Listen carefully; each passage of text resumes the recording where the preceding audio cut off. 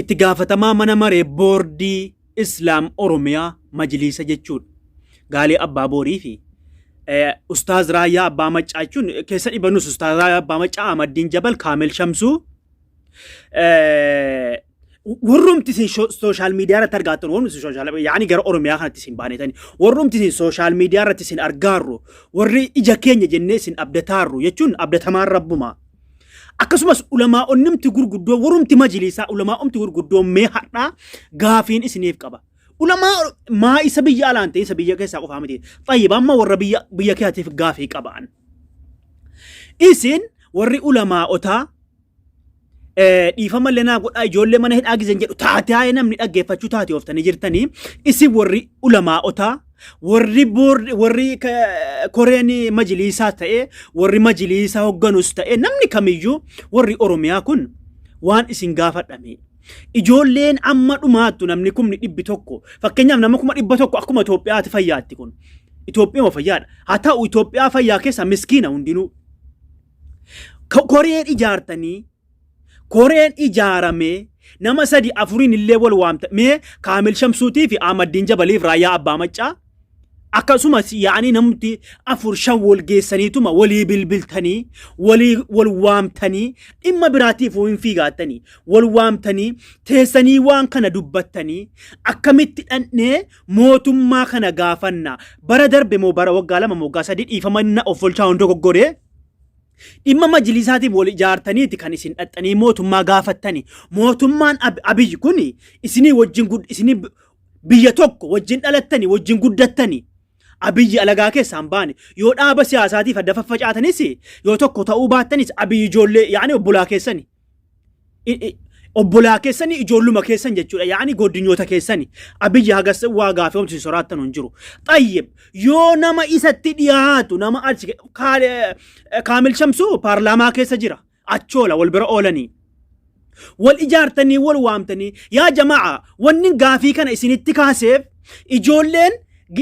daa'imattiin dubartoonniif daa'imattiin bee dargaggeeyyanuu dhiisaati Kaamil Shamsuu gaafatti Raayyaa Abbaa Maccaa Ahmaddiin Jabal maal jedhe isin qofa gaafatanii isin akkamitti wal ijaartanii dhaxxanii hin gaafanne mootummaa kanatti seexanii fi maaliif hin galchine yaa mootummaa eeyyamii fi hawaasatti gada buufamu wanti kun hawaasatti haala maluun gadi buufna eeyyamii nan fudha ijoollee koo jedhi lammii kiyya nan fudha jedhi afaaniin jedhi jettanii wal ijaartanii dhaxxanii hin gaafattanu tayyib warri biyya alaa immoo warri biyya alaa amma fakkeenyaaf an isiin kun ani sagaleen kiyya bakka tokko gahuu hin danda'u namni maaliif bakka tokko gahuu hin danda'u hamma beekan mana eegani hirrafu ijoolletti makana en cinqamaara malee bakka tokko gahuu hin danda'u nan beekan warri biyya alaa keessaa immoo warri sagaleen keessan dhagahamu masalan mata dureetti Alii Sufyaan isiniif kaasa Alii Sufyaan erga Makkaa dhaqee galee gargaarsa ijoollee maallaqa akkuma akkatti walitti qabaniituma binnaanii harkatti didamnaan galee wajjin suuraa ka'ee ijoollee dhaqanii ilaaluutti nu dhorkan jedhee erga galee Alii Sufyaan hirriba isaatti kute mee an kijibdu Alii Sufyaan guyyaa tokko dubbataara maaliif Alii Sufyaan waa gochuu danda'a dhaqee mootummaatti himuu danda'a miti warra amma biyya jiru kana hin kaasu ulamaa'ota yookiin warruma biyya jiru warruma dhagaaran kana itti bilbilee dhaqaa mootummaa nuu gaafadhaa wal ijaaraati hin jedhanuu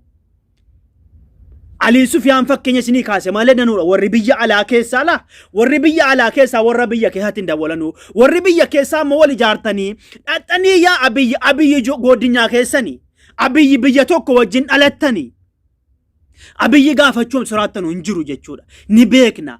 maa rakkoon isin akkana callisiise maanni liivii bahanii iyyuun ani isin kun iyyuu iyyaan horaa liiviirra liivii bahanii iyyuun bu'aa tokko dhabe hiriira bahuun bu'aa tokko dhabe dhengedda feestaalii uffannee iyyinee mootummaa nuuf ana'u jennee dadhabne har'a waan goone dadhabne hiriira baane dadhabne ijoolleen mootummaadhaan yaa